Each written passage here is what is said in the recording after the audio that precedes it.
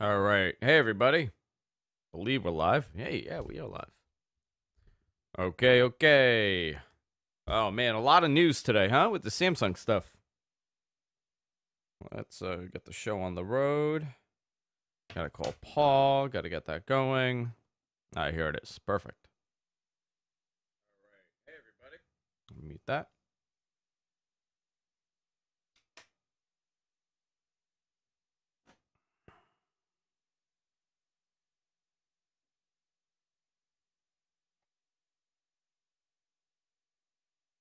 Let me get the Twitch chat. Too many windows here, man.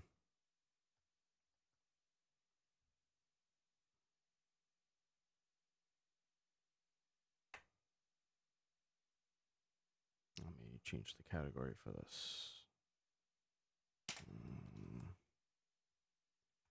What the tuck is live?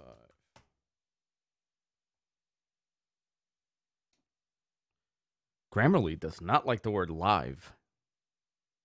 It says life. Every time I do it, it suggests the word life. Oh, it's not life. Live. Yo, Greg, what's up? Probably going to be 2,600 Canadian. Good afternoon. Hey, Z Black Rider. Is it Z Black Rider?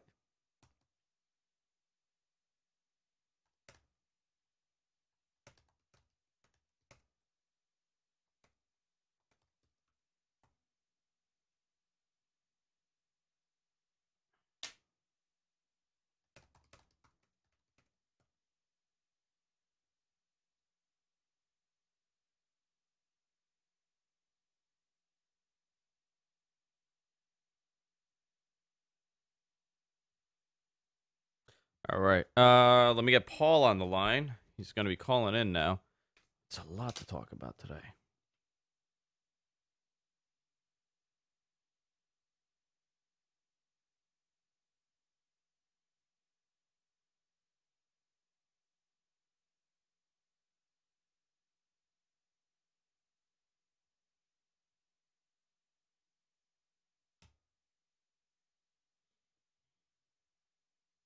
Yeah. Yeah, it's a lot going on with that phone. I shockingly, I don't hate it because of the concept, but I do think that this is obviously a first-gen device, and I would not be willing to buy a expensive first-gen like that, right? $2,000. Oh, look who it is. Hi, Paul. Hello. How are you? Good. How you doing? Good. Good. Let me center you. I listened to your show with Brad today. That's all. That's all I want to say.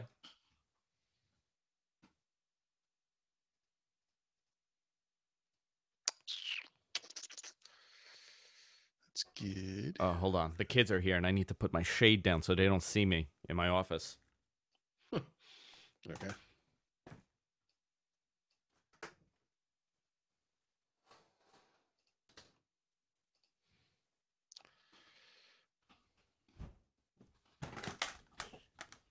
My because I put an exterior door in my office to soundproof the office.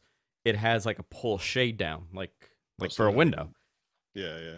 And if it's up, they're like flies attracted to the light, and they just get to the window and they just stick there and they just stare in. Sure. Have you met my kids? Yes, I have. Both of them or just one? I don't know if you met my son. Yeah. And my daughter had to Right. have been That's a couple months. Yeah. No, she was. I think we had the kids over that one time. Remember? Yeah, maybe she was like a year old then. But I think Jess she was was walking pregnant. around. Jess was definitely pregnant. Yeah, I don't remember. I Yeah, it's don't possible either. I haven't met your son. I mean, I feel like I have. I see pictures of him all the time. Isn't that amazing? Yeah. How I mean, that's you pretty much, that's the get to know world we someone. live in. Okay. Seriously. All right. So it is a lot to talk about. So I'm ready to start. If you I want am. to. Yep. Okay. Cool. Sure. I do want to get to it. I know you have a 2:00 out. Let's do that. Okay, guys. Did we tweet this out? We did. I did at least. I don't know about you, Paul. No, I haven't even been on Twitter. I will do that now. Excellent. I'm loving YouTube, by the way, to stream live. It's awesome. It really is. Hey guys, if you're watching this on YouTube, hit the subscribe button. Subscribe to us here.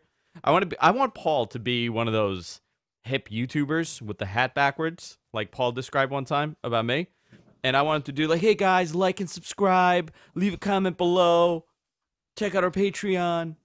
I want that all from you. All right. Ready to start in 3, 2, and 1. What the Tech is brought to you by Keeps. Keeps makes easy and affordable hair loss treatment for men. To receive your first month of treatment for free, go to keeps.com/Andrew. Rocket Loans, part of the Quicken Loans family of companies, offers personal loans from $2,000 to $35,000 by visiting rocketloans.com/whatthetech. That's rocketloans.com/whatthetech. TextExpander helps you communicate smarter. Visit TextExpander.com/podcast for 20% off your first year.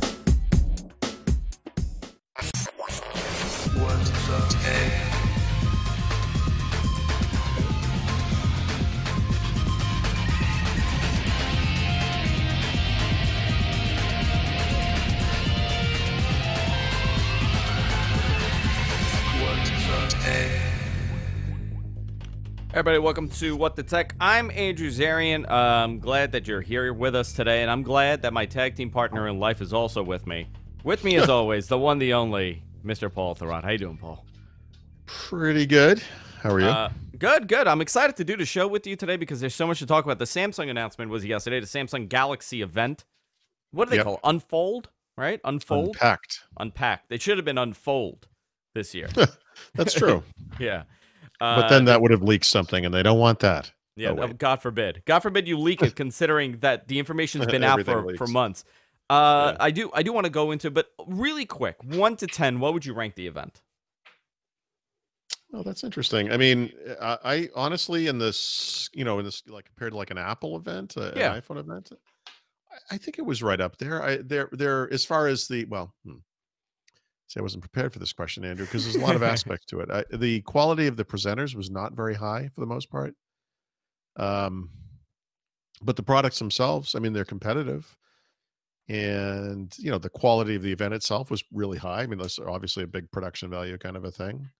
I don't know, 8 maybe? An 8, okay. Very. I'm just talking about the event, right? I mean, we can judge the devices. The devices we'll talk about, obviously. Yeah. There is so much to talk about today about this. Obviously, I watched the event live. I was in meetings all day for just like 5,000 meetings, and I was sitting at a restaurant, and I looked at the time. I'm like, oh my God, it's 2 o'clock. There's an Apple event, and I was really caught off guard because you were doing Windows Weekly earlier yesterday. Right. You started at noon. And around 2 o'clock, like normally, like my alarm clock for events like this is you with your tweets. Yeah. And I didn't see any at 2 o'clock. So like I panicked at like 2:10 and I turned it on and already it had begun. They really started this thing off. I didn't really. Yeah, I didn't. I never intended to live blog or live tweet this one. I was kind of legitimately interested in the event. Like I didn't want to miss something by making fun of stuff. Although there was plenty to make fun of for sure. It would have been an easy target. But yeah, and one of the tweets I made actually went viral on Twitter.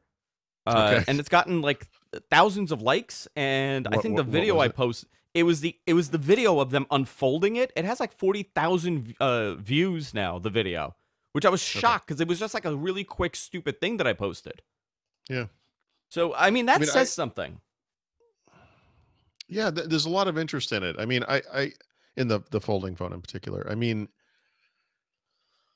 we can get to this. There's a lot here actually. That device is clearly not ready. It's just not ready. Yeah. And I think that the thing I wrote yesterday in the wake of the Samsung event, which was not what I expected to be writing, by the way. In watching the event, I was kind of building this narrative in my head about what they were trying to accomplish. And my initial take on it was that it had less to do with the actual devices, although they're, important in their own time frame, but rather in the broader Samsung strategy and that their sense of leadership that they have in the smartphone industry. They are the biggest seller of smartphones, for example. And they have for the past many years have been first to market with many innovative features in phones, including the curved displays, most especially. They're very proud of their display technology, which they should be. Um, but as the event ended, and as I started writing this post, and then started really thinking about what had just happened, it occurred to me that this is kind of a weird thing to say because they are again the number one smartphone maker in the world. In fact, we just today got the IDC, I think it was IDC or Gartner, I can't remember which one, but we now have both IDC and Gartner numbers for the smartphone sales from last year and from last quarter, and sales fell year over year, which we suspected would happen. And Samsung and Apple both had experienced big drops. And I actually think Samsung is in trouble. I Hmm. think that their positioning is a good one, and I think it has already ended, and they just don't realize it yet. Oh, that's a really nice, that's interesting to think about, actually.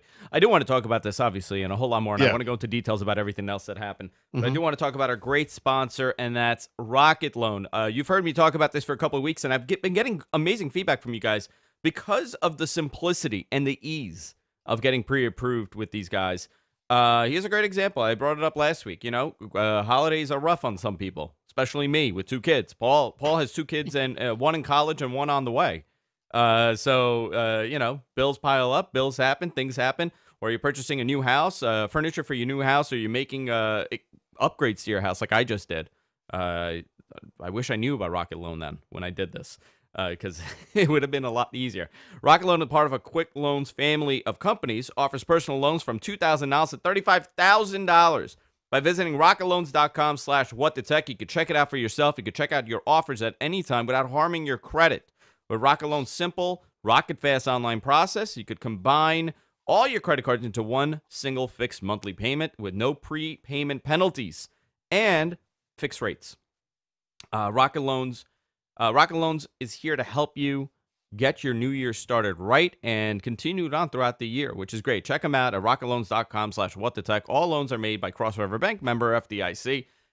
These guys are great, and I got a message from somebody that wanted to take out a small loan for new furniture on their new house, and he wrote this really nice letter saying that he hates the process of going and doing this, going to a bank and going through the process. It's a total pain in the butt. And he goes, I don't know why I didn't do it until I saw you guys talk about it, and I went immediately and I did this, and he got pre-approved immediately within seconds, and there you go, he was all set. So rocketloans.com/whatthetech. I want to thank them for supporting the show.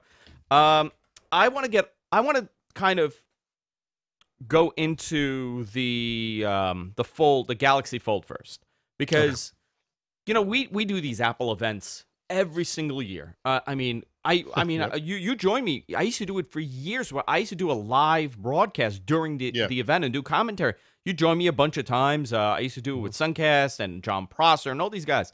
And I stopped doing it because of the lack of interest at this point. The I lack mean, of it was interest. the Interesting. lack of interest. Before, I mean, if I told you we were getting 100,000 people watching us, that Yeah. would have been a conservative number Wow. 5, 6, 7 years ago to watch that live event. It was crazy. And I all of a sudden it just plummeted. It wasn't even like a slow decline in numbers. It was just lack of interest. And it wasn't just us. There were other people that did this. And overall, it just kind of declined. Obviously, everybody started covering it, and Yeah. it opened up to more people to watch the actual stream. So, but either way, the overall interest in these events kind of went down because it's the same event Mhm. every single year. I haven't seen interest for a product launch, especially in the phone market, since I Hmm. want to say the iPhone 6, this big. I'm not saying it's as big of a phone. I'm saying as far as mainstream interest from curious people, and I All gauged right. that based on my tweets and So people let me talking ask about you it. something. Yeah, go ahead. Do you think that that's because of the folding phone specifically? Do you think Yes, that's the reason that that is that 100% the Samsung? reason. Okay, so they previewed this thing back in November. It got a bunch of press, and I don't know how did they even communicate that there were. I'm not even sure what the as we came up to this event if they even said they were going to talk about it. But Yes, because there's a commercial where oh, okay, the right, girl in the okay, commercial that commercial that I sung to you last yeah. week. Oh, It's been all okay, over TV, and the girl actually uses the I Samsung got you. Galaxy Fold in the commercial. Okay. Yeah. So marketing worked. I I I don't know if it was the. I think it was really good marketing but for me it was because I know what it was. I asked my wife, I asked my brother. They've seen the commercial. They have no idea. They just think it's a phone. They had no idea it's a foldable Yeah. phone. Do So you did you find it odd that they led with the folding phone? Don't you think yes, that should have been the last thing they talked about? I don't. There's a reason for it. I haven't figured out why. I really haven't, and it's not to get the most bang. I don't think that was their reason because generally you save it at the end and then you unveil Yeah. this and you get the big pop. Um, I I, have a theory, by the way. and it was very Um, quick, by the way. It wasn't that long that they spent on this foldable phone. yeah. Well, at the time, it seemed like it was a pretty good amount of time, and then they went and did the S10 stuff, and you were like, okay, well, there was a lot more spent on that. I obviously the Fold is a very expensive device, right? Starts at $1,980, whatever. Um, it's roughly double the cost of a high end, flagship phone these days. I think obviously they don't expect to sell a bunch of them, right? Early adopters will buy it. It's not ready. We can talk. We'll get to that. I mean, there's stuff about it that no one should want this phone. It's in its current state. Um, but the interesting thing I sort of realized after the fact was they raised prices on the S10, right? Yes, they did. Um, Last year the S9 started I think at 720, and I want to say the S10 Plus was 850. This year they're selling a $750 device that is dramatically lower specs across the board that they didn't sell before, the S10e, and the S10 starts at I'm not going to remember the $900 I think, and then the S10 Plus starts at $1,000. I mean, those are significant price increases, and I wonder if they didn't do the other phone first to blunt the criticism over the price hikes, Because right? you're starting Be- off with a $1,900 Yeah, phone because and you people are you going to you've already spent justify it. $2,000, and now you say, "Look, we've got 3 phones under 1,000." And you're like, "Oh, that's reasonable." Hmm. You know? Um, That's so actually a really good analysis it of it. didn't I it mean, this only occurred to me today. This is not something yeah, you know what though? That to kind of set the expectation, if this is 1900, if this is 1980, and the other one is whatever the price is, yeah, it's less. But look, this you're going in order in pricing. You're coming backwards in pricing. So I yeah. guess that's how they Yeah. justify it. Um, I don't know how they justify the price increase, honestly. I mean, Samsung last year, remember I complimented their CEO when he had come out and said, "Look, this stuff is hard. We price phones too expensive." He was very transparent about the issues the company faced. And I thought for sure that meant they're going to lower prices this year. Their prices last year were already significantly lower than the iPhone, right? When you think about 720, 850 versus 1,000 and $1,100 for iPhones, iPhone 10s. Um, they already had a significant advantage. They went in the other direction. They priced mhm. their phones. Well, they're not quite as bad as Apple's, but they're much closer to Apple's pricing than they were before. That is astonishing to me. Yeah. To go on the Fold. Yes. We're talking about a 7.3-inch Infinity Flex screen. They call it. Hmm. When That's opened, the folding screen. The that's a folding. folding screen, and it's a 4.6-inch screen when it's folded. So the display Yeah. is really small on the front. Which, listen, first gen device, I get it. No, you know I what? But you're excusing Samsung. See, I have a huge problem with this. okay. That display on the outside, which is completely separate from the folding display, right? It's a second display. It's Second the display. external display or whatever you want to call it. Is should look like a phone. you know, what it looks like is a phone we used to have, 10 years ago. It's got bezels that are bigger than those on the first iPhone. It's They're it's a weird. humongous.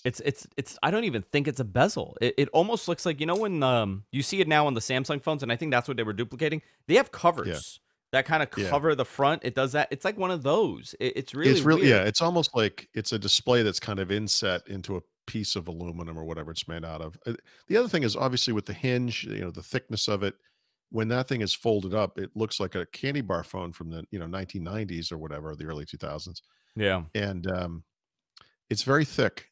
And I I I don't I understand why anyone today would look at this device open and say, "Wow, it'd be so cool to have this unfolding display."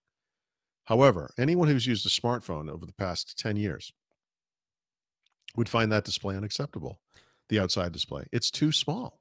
I wonder if It's people are going to crazy small. utilize that outside display. If people that purchase this, Yeah. the very few, I'm assuming initially, considering the pricing and it's a first gen device, and I think I'm very interested in this device.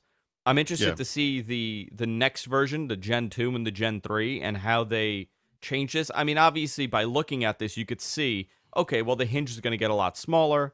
It's going to get thinner. The display in the front is going to change, and the whole thing's going to be a display at one point. Obviously, there's reasons why they didn't do it. Uh, Most likely, people said it's probably due to battery life or technology. I think it's so they could push out a Gen 2 and a Gen 3, and it has all this stuff. So I talked about, you said you mentioned you had listened to First Ring Daily. So I had this conversation with Brad, but um, there's a lot of interesting stuff going on here. And one of those things is that Samsung has their entire corporate identity as far as the smartphone business wrapped up in this notion of being first. And I really feel like that era has come to an end. It's over. A lot of the stuff they were talking about for these new devices has been available in other phones before. My Huawei phone has an in display fingerprint reader. My Huawei phone has two-way wireless charging. I could charge a device with this device. These are features that Samsung in the past would have been first to market with. Um, I this display, this folding phone, I try to imagine Apple is working on a folding iPhone. They're going to do the same thing. So the thing unfolds. It looks like an iPad Mini or whatever. Great. Can you imagine Apple releasing this device No, ever? never, It's never, inconceivable. never. In fact, the thing that Samsung is releasing today would have been the first working prototype that Apple came up with as a proof of concept internally, and then they would have said 3 to 4 years from now this thing will be ready. And Yeah. people criticize Apple, for being late to market, which they absolutely almost always are with new technologies. That's a huge problem with the iPhone for sure. But this is the other extreme. And the problem for Samsung is that many Chinese phone makers, including Huawei, by the way, within a week of today, will announce their own folding designs. And I have not seen them, but it would not surprise me in the slightest if at least a few of them are more advanced than what Samsung just showed off, Hmm. are thinner, have better outside screens, right? Are less expensive, which they absolutely will be, some of them, and that they will get to market more quickly with the refined version that we're really waiting for, which is, let's face it, probably 2 years away. So, what? Then why release it now for Samsung? Right? Because It's Samsung is, well, they're in a tricky spot, Andrew, right? Samsung and Apple, the two biggest smartphone makers in the world, they both have experienced major year-over-year sales shortages. Their market is collapsing. The top two Chinese phone makers, which are number 2 and 3 in the market, experienced 25, 26% sales increases last year. Oppo, which is number 5, I don't remember the exact figure, but it's 8 or 9%, something like that. Those companies are growing. Samsung and Apple are falling. And so, you know, there are short-term things you could, raising prices, by the way, is one of those things you could do to kind of shore up your revenues, I guess. But what Samsung needs to be concerned about is their market share. Samsung not being the world's biggest smartphone maker is going to be a huge blow, and I think there's going to be a cascading effect that occurs when that happens, because it is going to happen. Um, where people just start abandoning ship. There are people. I don't think they're as emotional or religious as the Apple fans who buy Samsung products, and they 2 years go by and they're like, I'm going to buy the next. I like Samsung, but Samsung's got a lot of problems. They put a lot of crap on their phones. Some of their designs are bizarre. They're always trying to outdo Google and replace things that already exist. They've got their own assistant for some reason. They integrate their stuff with their smart devices in the kitchen, which is kind of weird. They have their own thing that's sort of outside of, well, smart things, outside of a Google Assistant or Amazon Alexa. And it is, I think this is all coming back to bite them in the ass. The thing that Samsung did to Apple, which was copy them outright to get into the market, do so at a lower price, right, to gain market share, and then finally start innovating and doing things beyond what Apple was doing, is exactly what's happening to Samsung right now. But it's Huawei, and Xiaomi and other iPhone Chinese-based smartphone makers that are doing it. The phone I just described, for example, the Huawei Mate 20 Pro, is less expensive than an iPhone XS. Just But like here's the question a with that. Samsung is. You know, What's that? those Chinese OEMs like Huawei and Xiaomi, they Hmm. don't really have any kind of footprint in the states. Globally, Right. obviously, they No, that's have true. market share. And Yep.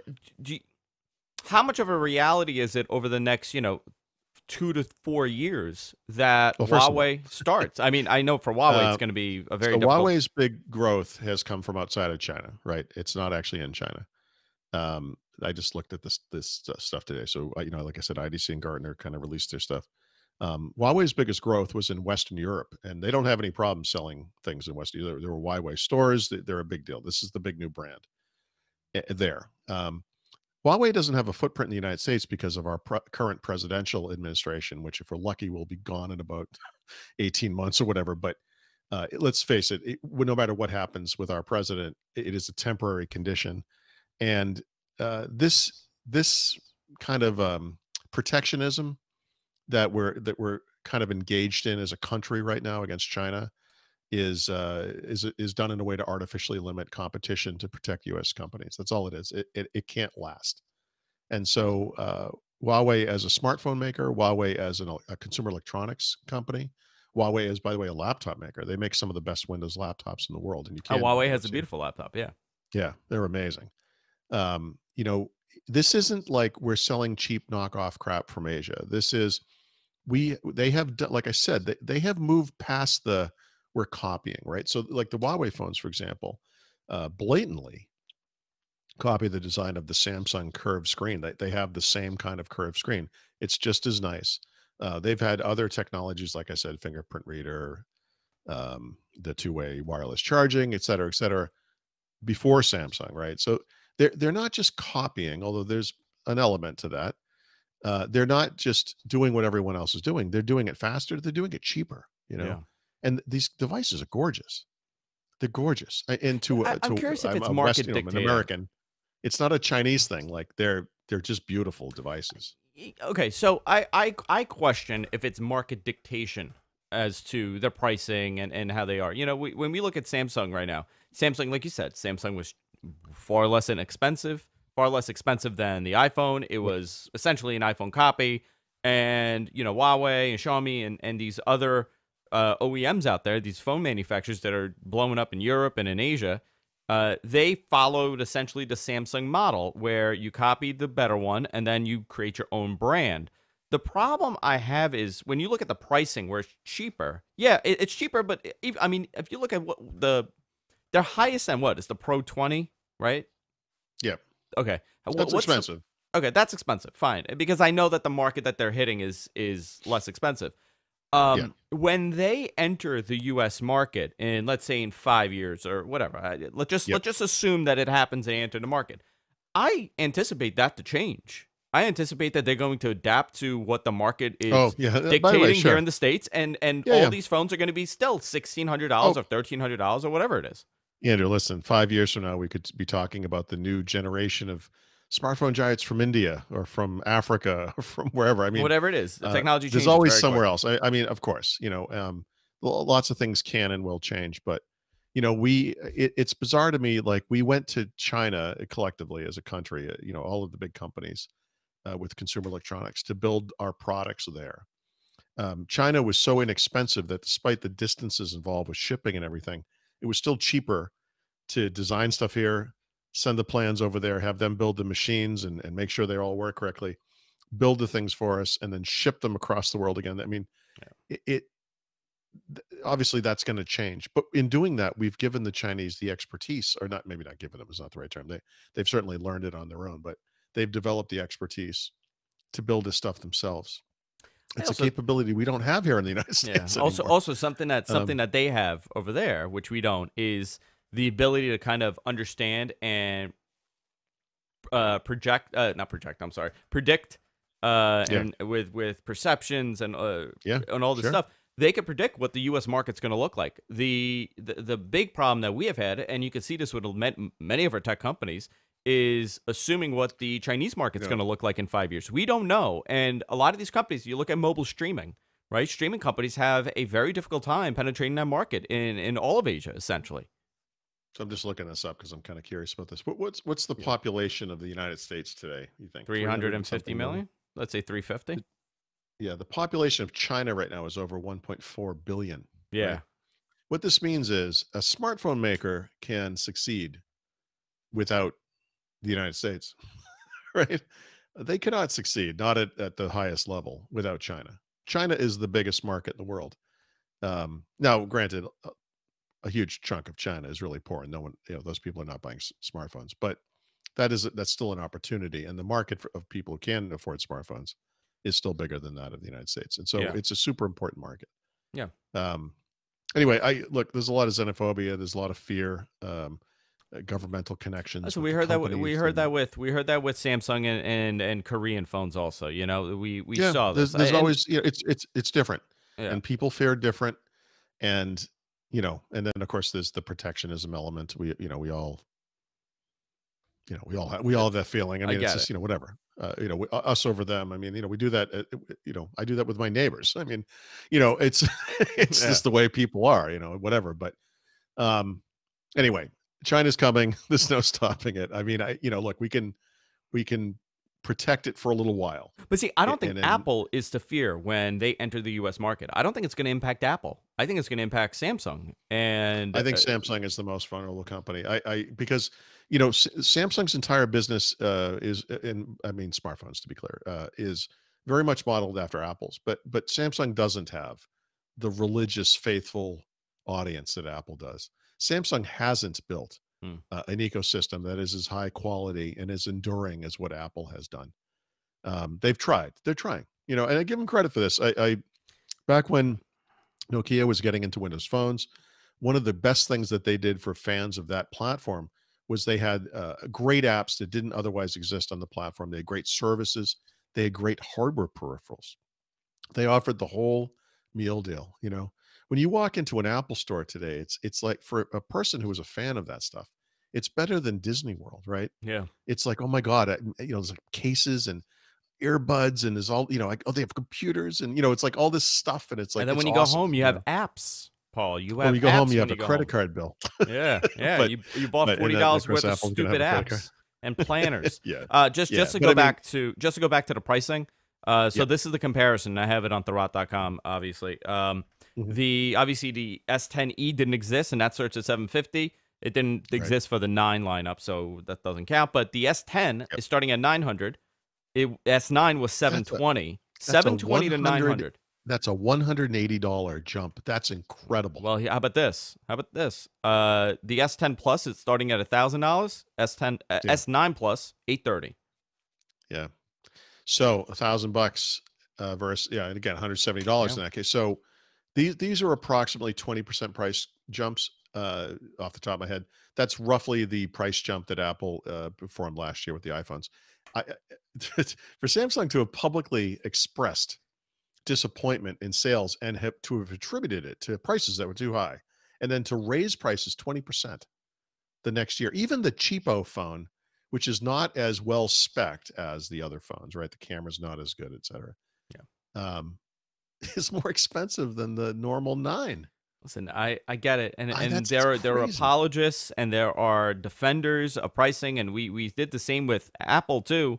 I think Yeah, it's yeah. astronomical. Yes, now the memory is faster and it starts at 128 I gigs don't instead of Andrew, 64. of course, stuff But gets better. That dude, is inexcusable. it has a I micro don't SD slot. Nobody needs the 128 built in. Nobody needs it. It has a micro SD. Okay, fair enough. I look, but I look, I don't understand who would be an apologist for this because there's no logical Oh, I hear it, Paul. defense of it. No, but there really isn't, right? Um, like there's no evidence. You got to understand too. The other thing no one's really talking about here: Samsung is the biggest smartphone maker in the world. They're also one of the biggest semiconductor and display makers in the world.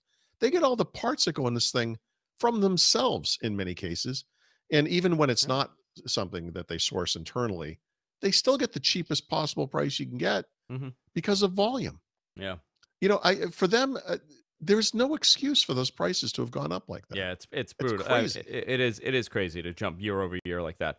Yeah, it's I do crazy. want to kind of get back to the devices.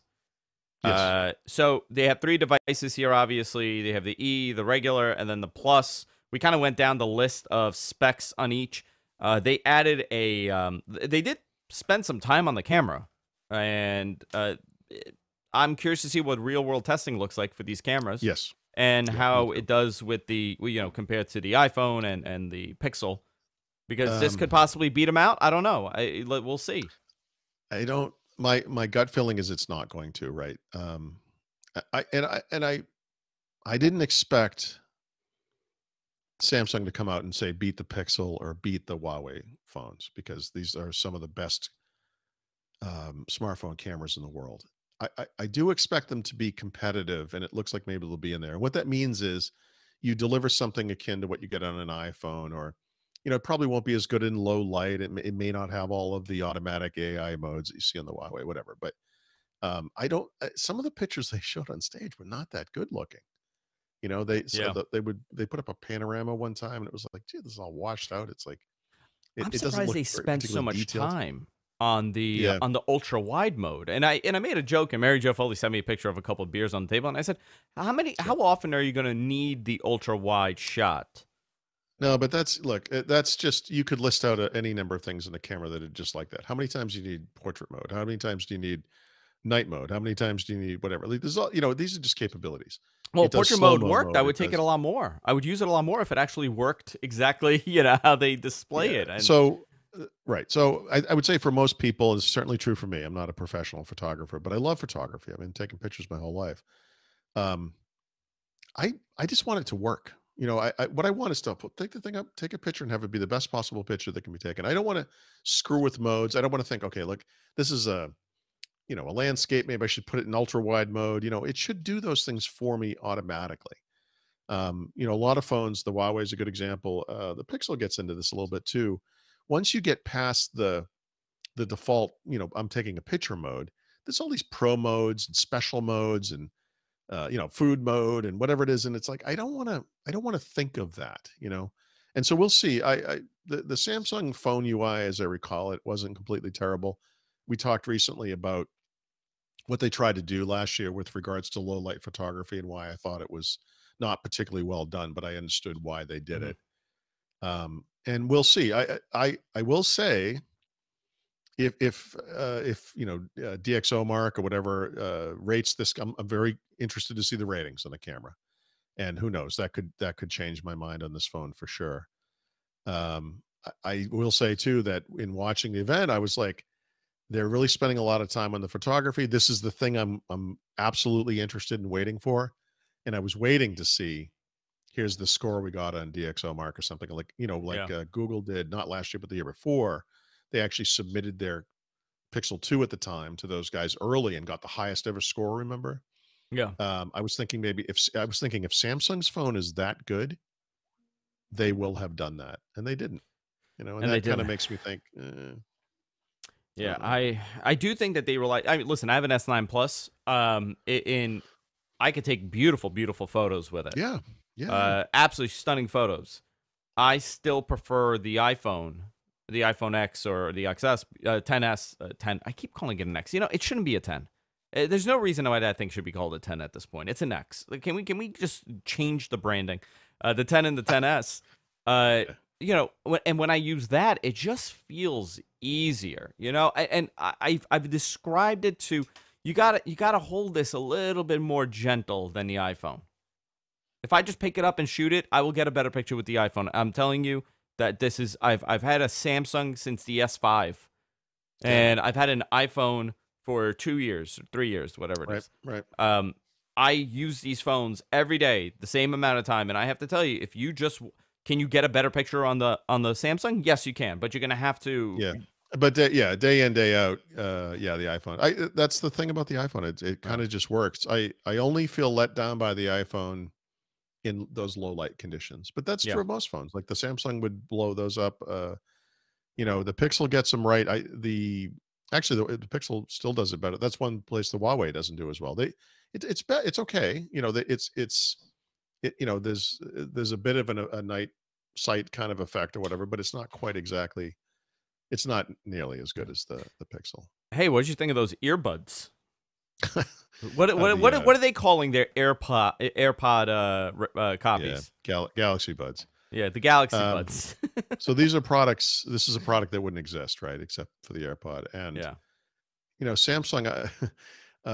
Here we are, 11 years, 12 years later, and they're still not afraid to shamelessly rip off Apple. That UI where you put them on the thing and the Exactly the little, same. oh my, are you, come on. Yeah. That, Yeah. that's, that is inexcusable. Wild. Surely there is an Android native way to display that pop up. That thing looks exactly like the iPhone one, and that is, or the AirPod one, whatever. That is not cool. That's gross. I can't believe they're doing that now. Yeah. So It's outrageous. I'm curious to see how this does in quality comparison as far Yeah. as overall audio quality goes, Yep. because so these are AKG, because Right. obviously AKG, well known audio Hmm. brand for microphones, headphones, audio equipment. They start about $129. You can charge these wirelessly, even Hmm. even with the new S10 line through reverse charging. Yep. I could charge them on my Huawei. Yeah, yeah, very interesting, right? You could do that. Yeah. So it comes with enhanced ambient sound. It lets you hear your surroundings while you have your earbuds in also. So this may be better quality earbuds. And the only thing I'm hoping for is that, this maybe steps up Apple game, because I've used those earbuds. They're okay. They're okay. Yeah. They're not Yeah. Yeah. great. The So people love them, right? And people I love think them. when you find a person who owns them, and it's not hard, they're everywhere. You say, "What do you think of the headphones?" They're like, "I love them." Yeah. What's the audio quality like? It's okay. I you know, honestly, Paul, it, I don't know, and I'm not yeah, crapping them. I actually think that they're very useful, and yeah. I was one of these people. I Oh was no, like, I'm not how making often fun of them, but I'll tell you but what, this is Paul. a universal thing. Yeah, Their owners love them, but the other quality is okay. yeah. You know, so we know they're coming up with a second gen.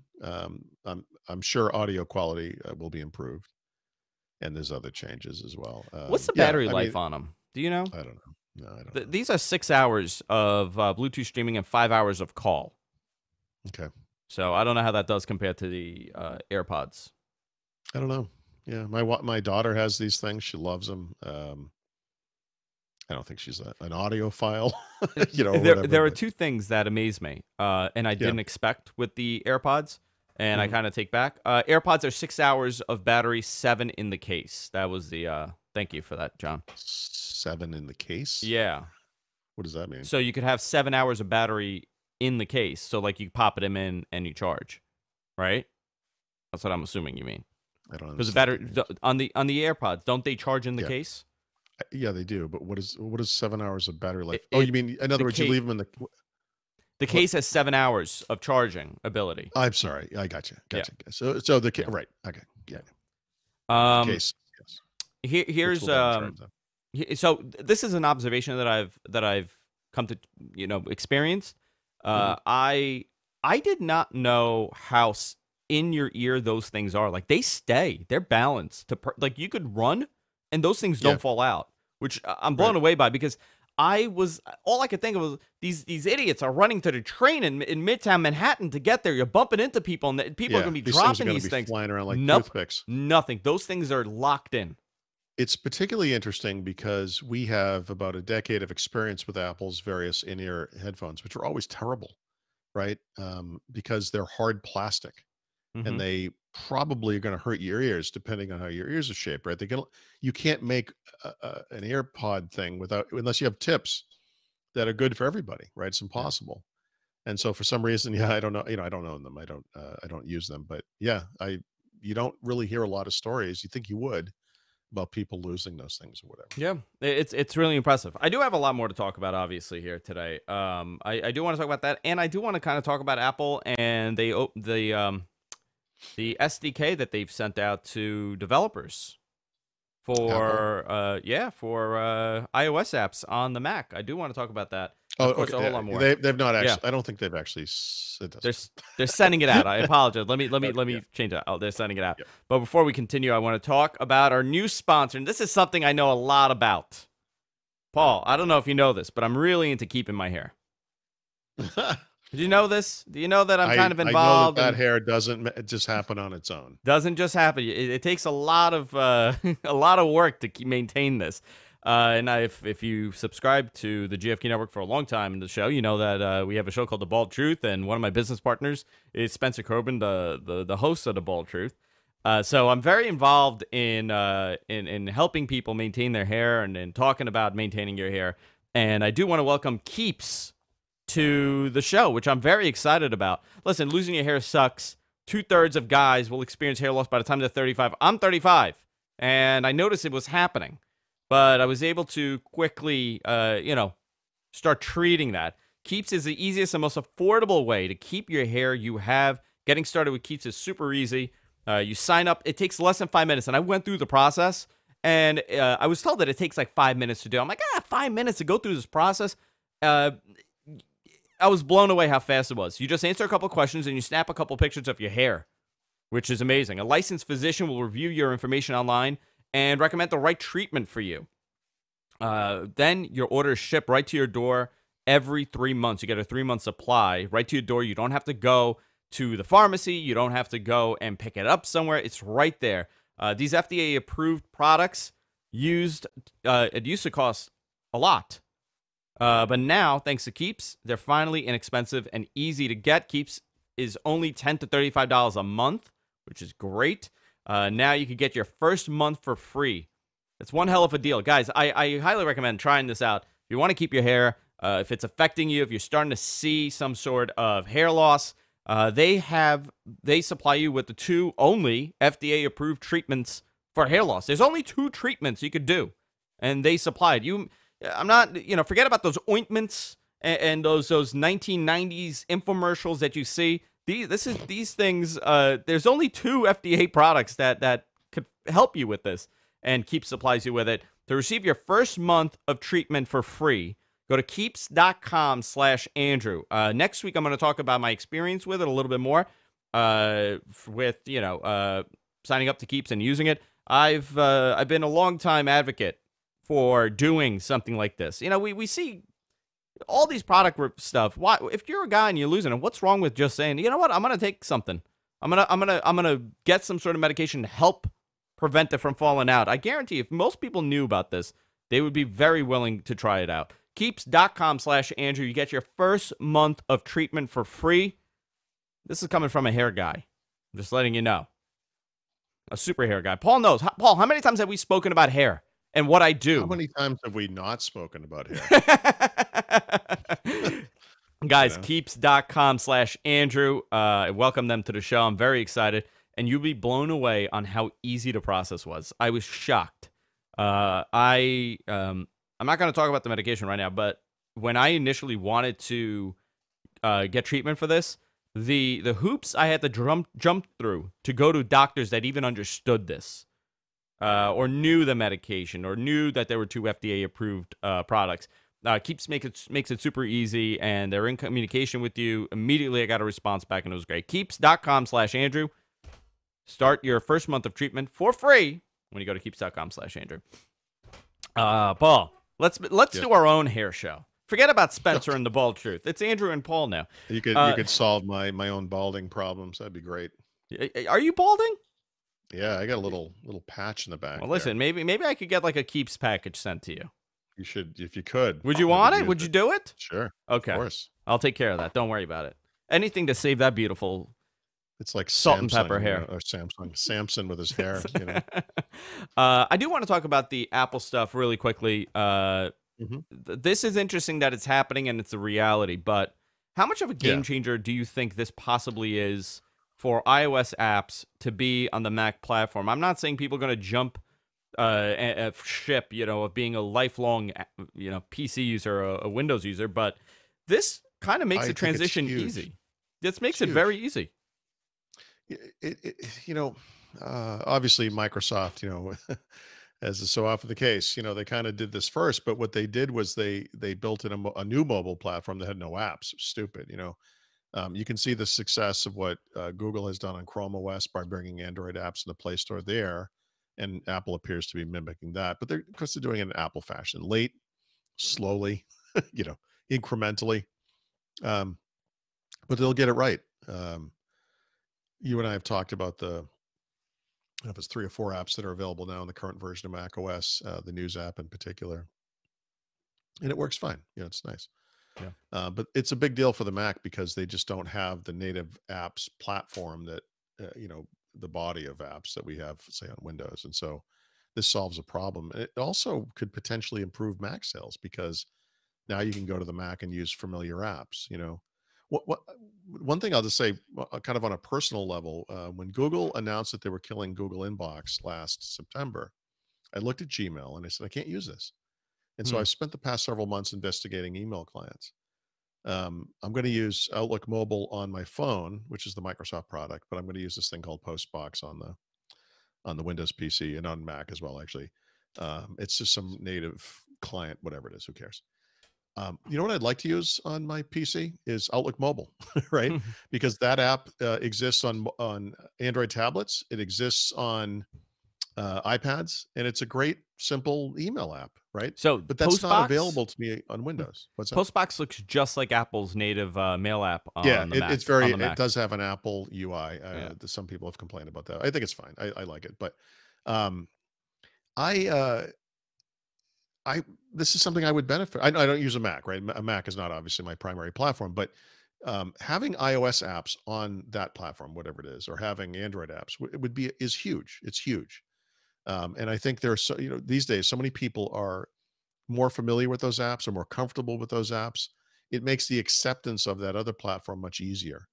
And I really think, in Apple's case, this is gonna have a nice impact on the Mac. Absolutely. And I could see it already at whatever launch event that they do. Tim Cook standing there and saying, listen, you don't have to buy new apps when you come to the Mac platform. Your apps on your phone and on your tablet also work on your Mac, and it'll be like a QVC commercial. We look at the savings you have. This is up to $2,000. The average, I'm telling you right now, they're gonna say the average iPhone or iPad user has spent. They're gonna come up with some fakakta number that's really Yeah, yeah. high. They're gonna say $250 in applications over the last 24 months. But now all of this is free on the Mac platform. So why would you go and buy Outlook if you already have this? Why would you go and buy this application? And they're gonna do this whole comparison. You know what? People are gonna say, "Yeah, this is great. This is great," and I agree. I think this is great. There's many applications that I use on my phone daily that Mhm. I would love to have on my Mac. Um, Now, what There's also, by the applications they're going way, to support, I don't know. That's where the question is. What apps are they going to bring in? well, I mean, eventually it's gonna be any app that wants to do it, right? So I think, from the developer's perspective, they're probably gonna have to check a box and they're, you know, however they submit their apps to Apple, it says, "Yeah, I want this to be on the Mac," you know?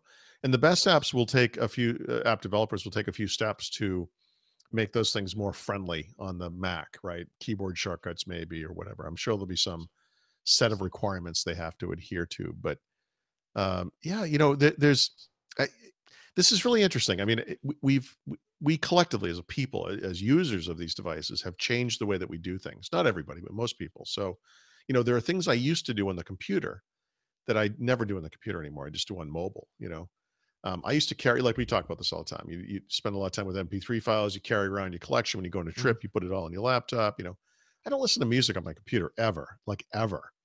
But even if it was the smartphone version, you could picture like a little skinny window over in the corner, and you wanted to listen to music on your computer, and your collection's up in Spotify or in, you know, whatever the app, Apple Music, whatever, who cares? That's how you get that stuff on that device, right? We've talked. I think you and I have complained about Apple still has iTunes, but they've never brought Apple Music as a standalone app or uh, Yeah. to the Mac. Well, they won't have to if they have this. This is how you get Apple Music on the Mac.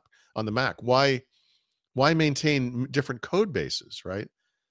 This is good for that as well for developers. You know, it's I, smart. I'm I'm just really curious where on the developer side, which applications would be beneficial on the Mac that we Yep. don't have an option for currently. Like right now, I'll give you an example. I do a lot of Instagram stuff for all the brands that we have. I use an app called Flume, Yep. Flume, and I Okay. bought this app. It was $9, and I'm able to use Instagram like I would Yeah. on my But phone to Instagram is post an stuff. example of an app that doesn't exist in No, it native doesn't form on the exist. Mac. But I don't Right. know if they would even want to bring it to the Mac. That's the question. That's what that like Snapchat, for example. Snapchat would not, and that's one of the popular applications when you look at Yeah. apps that people use. Would that app, would they even consider bringing it to Sure. Oh, yeah. the Why not? the Mac? I mean, it's just additional usage. It's by the way, the other way to look at it is, depend no matter what the app is, Instagram, Snap, whatever. You've got users, and those users are on an iPhone, and you put that thing out of the Mac, and they use a Mac. That keeps them on your app, right? Because now you're everywhere they are, and that's beneficial for those people too. Like this, it's just smart business, you know. Um, it's Apple. They're going to do this the right way. That's the thing. They're going to do it slowly. They're Apple, right? But Yeah. they will do it the right way. And so, what this was rumored for a long time. And so last year, was it it must have been WWC last year. Craig Federini kind of stood up and said, I get asked all the time, are you bringing iOS apps to the Mac or integrate? Or I think the way he said it was combining iOS and the Mac, and it was like no, and the thing slammed down. In that kind of classic keynote special effect. Well, the answer is yes, of course. Yeah. Even when he said it, I was like, that's good. Of course you are. You know, you bring the best of iOS to the Mac. It's smart. The Mac becomes a superset of iOS. If they're really smart, and they've shown great pushback to this, they'll start adding touch to their devices too. But baby steps, it's Apple. Well, they do have a new display coming out, right? The 15-inch model is now going to be a 16-inch model Of the MacBook Pro, of the yeah. MacBook Pro, which kind of makes sense because you got this tremendous bezel. Yep, And to be honest, if that 13-inch becomes a 14-inch model, that's the I one to know. get, right? I That's the know. one. I love 14-inch devices. I always feel a little constrained on a 13-inch laptop. And HP, for example, they have that 1030, 1040 series in the EliteBook, Yeah. and there's nothing wrong with the EliteBook 1030. It's a great laptop, but they shipped a 14-inch version, and I was like, oh, it's perfect. It's like the Goldilocks, of laptops. It's perfect. But it's difficult to do for the form factor with bezels. Right now, since we're in this Yeah. bezel-less world, man, bezels have come back, huh? It was like 2 years we didn't talk about bezels. Now it's Well, back. so I mean, a lot of the push that we've seen, and this started with the Dell XPS, is you've got a 13.3 is the kind of classic laptop size. And so what they've started doing, starting with Dell, was, well, we'll reduce the bezels down as small as possible, and now we can make the computer smaller. To which I would say, no, no, no, no, no, no, no, no. Leave it the size it Yeah. is. Make the display 14 inches, right? Yeah, yeah, I mean, yeah. because one of the benefits of that size device is you've got a full size keyboard. There's no compromises on that kind of stuff. Well, you know who would benefit from a smaller device? Apple would for that Mhm. 15-inch model. The MacBook Pro Yes, 15 yes. is very It's big, a and tank. it's daunting for Yep, people. When I'm sitting at a bar and I'm trying to get some work done, yep. and it's almost like I feel embarrassed. It's the equivalent I to people. It's the equivalent of someone whipped out a 17-inch laptop now to us. Yes. Oh yeah, yeah, yeah. You could never use that on a typical airline seat. I bought one and sent it back for that very reason. I mean, it was The really 15-inch. expensive too, but the 15, it's too Yeah, big, yeah. too big. Yeah, it's unnecessary big. Is there Yep. anything that I missed in our discussion, Paul? I know you got to go at 2 o'clock. Um, no, I mean, obviously the Samsungs, I think we kind of covered most of it. They raised prices. Four models. Remember, there's a 5G. We didn't really talk about Oh yeah, that. yeah. Let's go into that. I think the only thing I would say about that real quickly is that it has really hammered home the fact that 5G is not happening in any major way this year. And uh, it is going to be a weird historical footnote that Samsung one year had to ship one version of its phone with a 5G chipset, and it's crazy. Part of the problem there is that the current generation 5G chipsets are actually separate from the chipsets for 4G, LTE, 3G, et cetera. So you actually have to put both in your phone. Mm. That makes it very difficult. So the next gen versions, including the one from Qualcomm that they just announced this past week, the X55, will have all of that stuff on a single piece of silicon. But we're not going to see those phones till next year. So a year from now, we'll be talking about how all of Samsung's S11s are now 5G Yeah. compatible. I'm I wonder positive. if this was some sort of deal with the OEMs. With I'm sorry, not the OEM, the Well, carriers, that they had to have a 5G phone for this oh, lineup. I don't know. I Yeah. mean, obviously, it's a competitive advantage in the short run if you like they're partnering with Verizon, right? So Verizon and AT&T in the US will be the fastest to roll out 5G, but it's still not going to go very fast. And so, no, there's I may write about this, but one of the big stories about broadband or cellular broadband is that your connectivity varies wildly depending on where you are. It literally goes from Yeah. zero to something really, really Sure. fast, depending on where you are. And 5G is going to be the same thing, especially for the short term. And so when Qualcomm and these other companies, Huawei, whatever, talks about like instant access to online movies and everything, yeah, I mean, if you're standing in the middle of New York City and you get the perfect cell tower signal, maybe, but it's going to be years, and in some places, Never. Some decades. I places. mean, never. Yeah. Yeah, it's going to I, take a while. I So, I know the argument, and I'll say this quickly. I had spoken to someone at AT&T. mhm, He's a pretty high up that lives down the block from me, and we were yep, talking about this. He actually listens to the show. I do want to say you may know him actually. You may actually know this okay, guy. He comments and I stuff. don't. He's a longtime Therot fan too. But So we were I'm so talking to sorry. him. I was talking to him, and he said that the goal with 5G is not necessarily because I was asking him, I'm like, what's the speed comparison going to be? Because I'm standing here in Bayside in Queens. I'm not even in Yeah, Manhattan, and I'm getting 120 megabits by 80. Something obscene. yeah, On yeah, yeah. average, I get about 89 to 90 on average up and down. So Mhm. that's crazy fast speeds, Yeah, better than most people have in their home.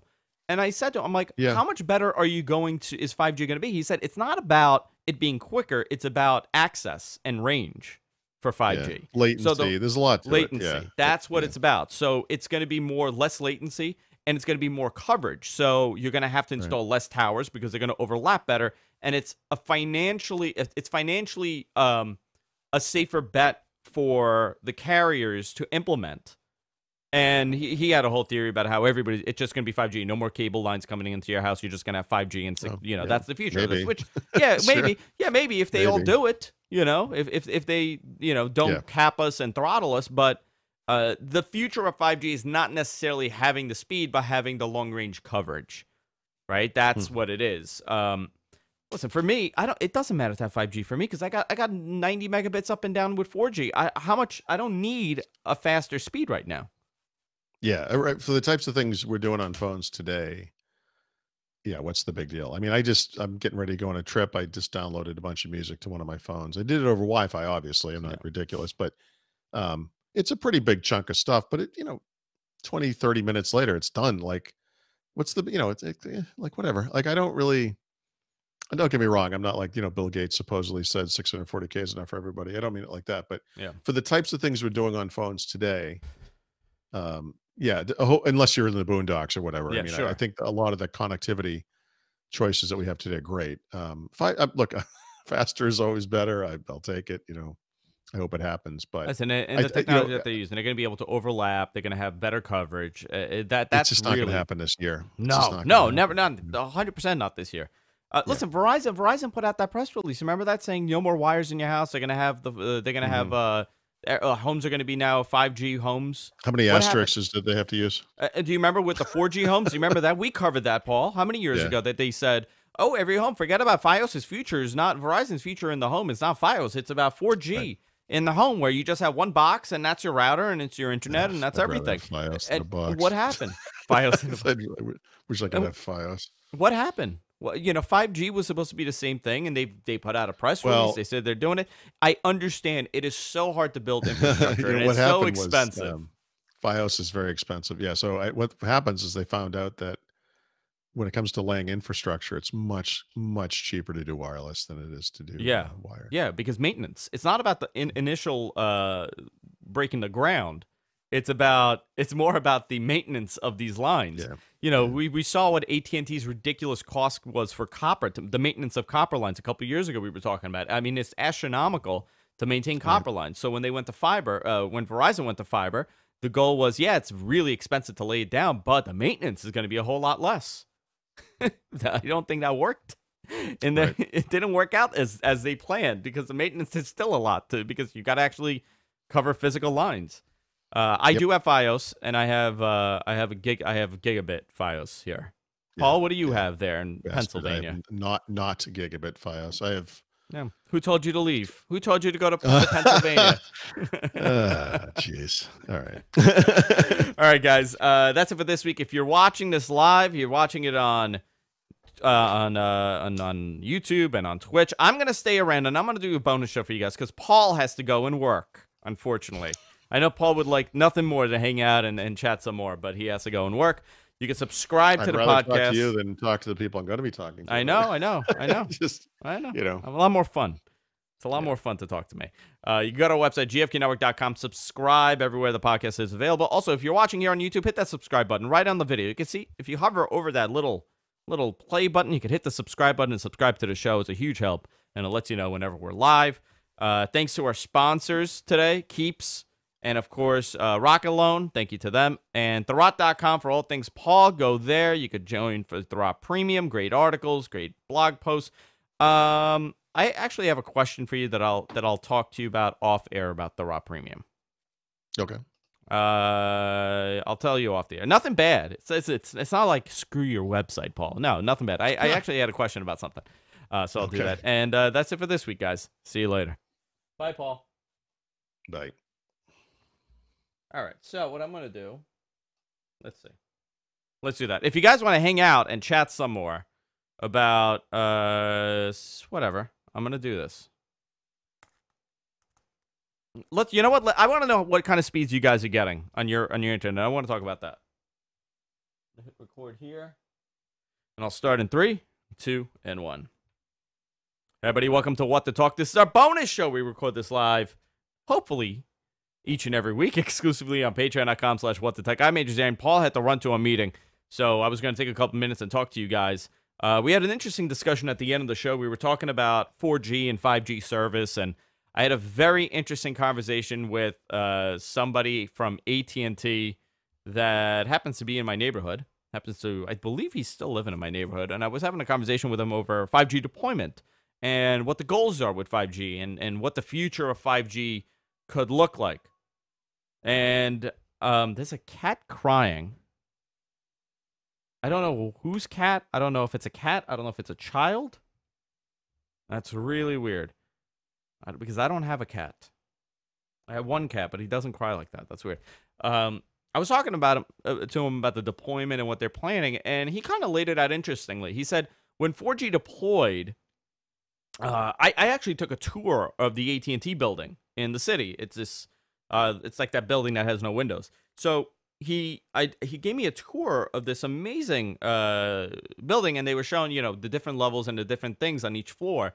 And he showed the 3G racks, for example. Actually, no, he showed Edge because they still had support for Edge. Very little support. And he showed these gigantic racks, right? I mean, humongous. And he goes, this is the legacy support that we have for Edge. We're getting rid of this in X amount of time. I forgot what it was at that point. And he showed me the 3G racks. And again, it's racks and racks and racks for 3G support. And he showed me 4G. And he goes, and this is LTE. And it was 2 racks, this high, this wide. And he goes, this is it. This is all of Manhattan. I go, holy moly. I go, no, I'm sorry. This was all of Manhattan. This was outer boroughs, Long Island, and then one was for like upper and Connecticut. I couldn't believe it that this is all they had. And he goes, listen, it's a slow build. This is how we're expanding, and this is how we're doing it. 5G is even a smaller deployment at this point, right? 4G was existing at that point. 5G doesn't exist at this point.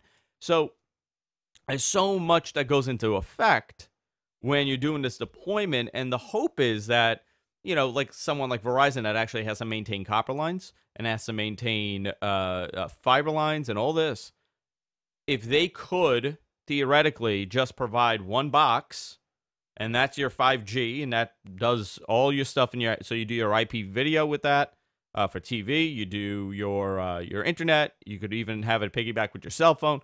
If you have one device that does everything, wouldn't that be a lot easier for the company, not you, but for Verizon or AT&T to maintain? Yeah, I think so. I think for them it would be a lot easier theoretically. But, with wireless, there's a lot of things that come into play.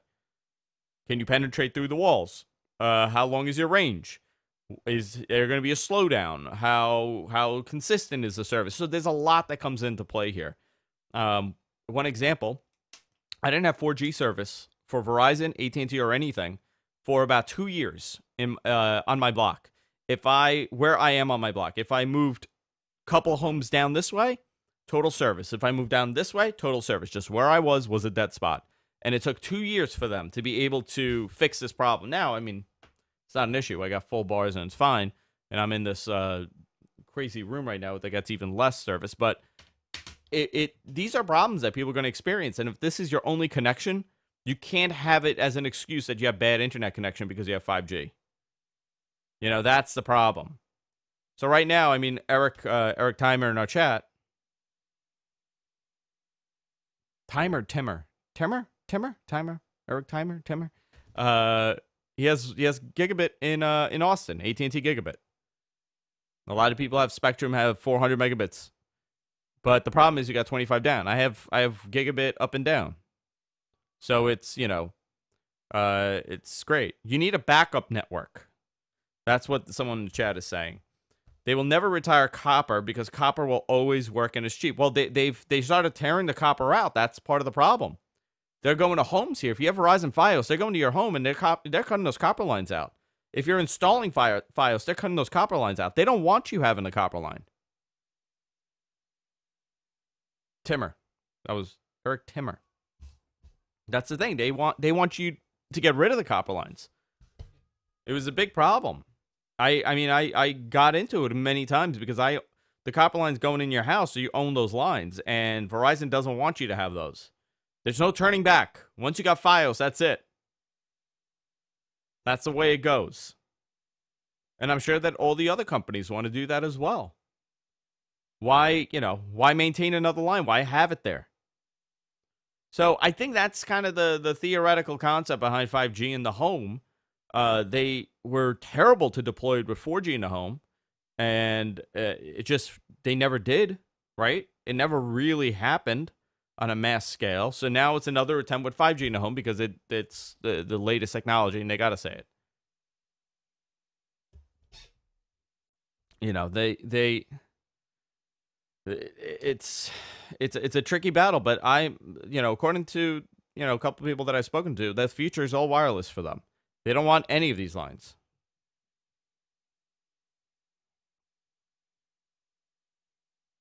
So that's really where we're at with that. Spectrum wants you to have them. Well, Spectrum is a whole different issue with Time Warner. Most fiber optic is only modular, or a piece of piecemeal. Yeah, I understand what you're saying, but in reality, it's the maintenance of these lines. And if they deploy new lines, then obviously they're going to have longevity with those, like Verizon. But the lines that pre-existed before they put those in, they really don't want to maintain those lines anymore. What's the, them deploying these lines, what's the maintenance cost over long term compared to possibly slowly phasing those out with more people going wireless? And it's marketable, right? No more wires. Everything is a marketing game too. For them to say no more wires. Oh yeah, we're to kind of change the subject. We're talking about mesh networks. Mesh is the way to go. Let's make a mesh network across the U.S. with our Wi-Fi routers and call it GFQ Mesh. I actually need to do a mesh in this house. I have a very archaic way that my network is ran in this house. I actually have two separate Fios lines coming into my house, and that's a rare example. You don't see that, especially in New York City, for them to give you multiple Fios lines. I have two ONTs. One is here, and one is on the other side of the house. And at the time when Fios just came out, I was able to kind of finagle my way to have two separate lines. And I'm considering getting rid of one line because I think I have 100 by 100, and I really don't need it considering I got gigabit. The only reason why I was doing it is because I was having some packet confusion early on. This is wild stuff. Early on with Fios, I would be able to, if I'll give you an example, and this is the most wildest thing in the world. If I was sitting here in my office on a Skype call, and my wife was upstairs on a Skype call, her Skype call I would hear bits and pieces of the call through my Skype line. So at that time, what I did, I split the network. And also, it really, these routers are really crappy, the Fios routers. And I had a lot of NAT pool issues with multiple devices on top of that. And I did really need a second line for like the Skype lines that we have here when we did calls. And I split the lines. I got one 50 by 50 and I got another 50 by 50. And I had one just for the shows and the live stream 24/7. And I had the rest for the rest of the house.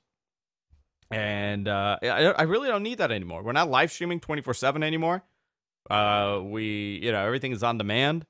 We have everything on YouTube, and it's not necessary to have two separate lines because I'm paying $90 for one. So if I can get rid of it, I'll get rid of it. But I was told that once I get rid of it, I'll never be able to get a second line again. So I'm kind of, it's that what if I need it that I'm thinking about. So I don't know. I do have to do the wiring for the Wi-Fi. I was talking to Paul. That's a big project that I'm going to be having to do here. Part of the issue is I got to drill a hole and run one of the lines out and then do the mesh that way. Because because I got an exterior door here, the Wi-Fi signal's terrible to go to the rest of the house unless I open these doors. Which router are you going to get?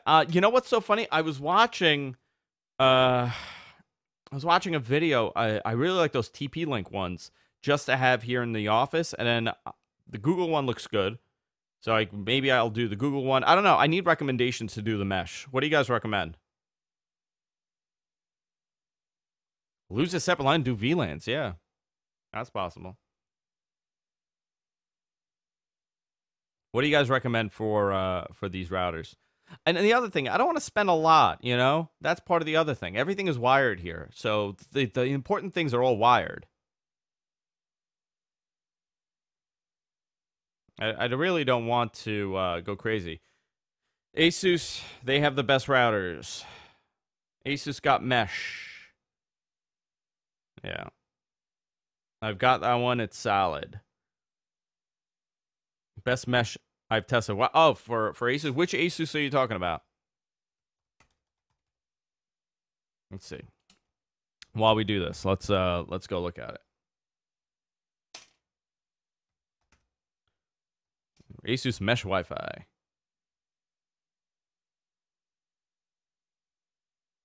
AI Mesh, they call it. The Lyra Trio. The fixed bundle Wi-Fi system. Oh my god, look at these things. I don't want to buy something that looks like Dr. Octopus's arms either. And have that all over the house. Let's see here. What's the chat saying? Amazon bought Arrow. Plus Asus has built-in DDNS. Ah, nice. Plus, one second. I'm using the Archer 2300, which can be strung together with fairly cheap. Let me see these. Oh, the TP-Link. Is that the one? No. Why did it come up with a TP-Link when I put it in? Oh, it is TP-Link.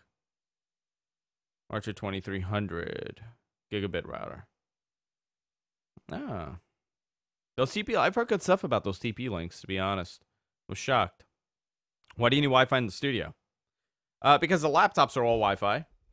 I'm not connecting it to my server room. I don't need Wi-Fi, obviously. Everything down there is all connected. It's wired. It's gigabit. But I would like to have my laptop and just have it, all around. Make sure your routers are out in the open. Do not put them in the closet. So the routers are here behind me, if you could see it. It's not in the closet. It's open. Go with Google, says Vincent. Yeah, and I also need I guess what I'm gonna have to do, because we're gonna be doing NDI also, so I need a router for that. I need those wired. But for the video.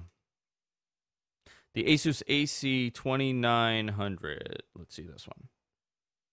Let's look at this. Let's go to Amazon. It is very warm in here, and I'm starting to melt down. It's 88 degrees.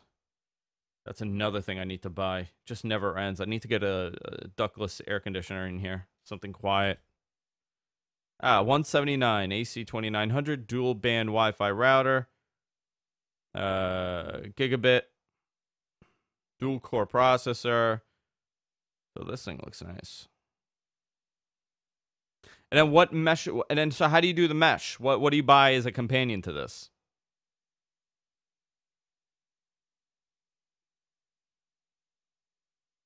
All right, that's what I want to know.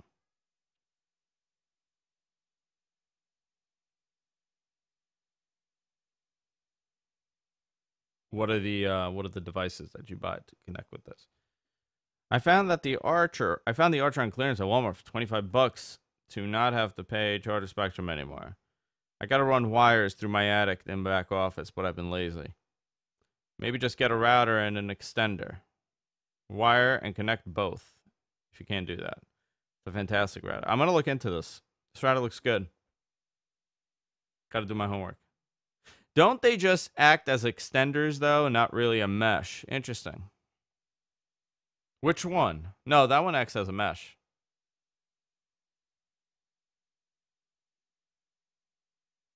That one acts as a mesh. Oh, man. All right. Time to go. All right, guys. I'm going to wrap it up today. Yeah, I'm going to see what we could get. I want to try something. Because I definitely need a better connection outside. Then you manage them certainly from one. Ah, okay. You could buy multiple ones of the same unit. Interesting. All right, guys. That's it. I'll see you all later. Thank you.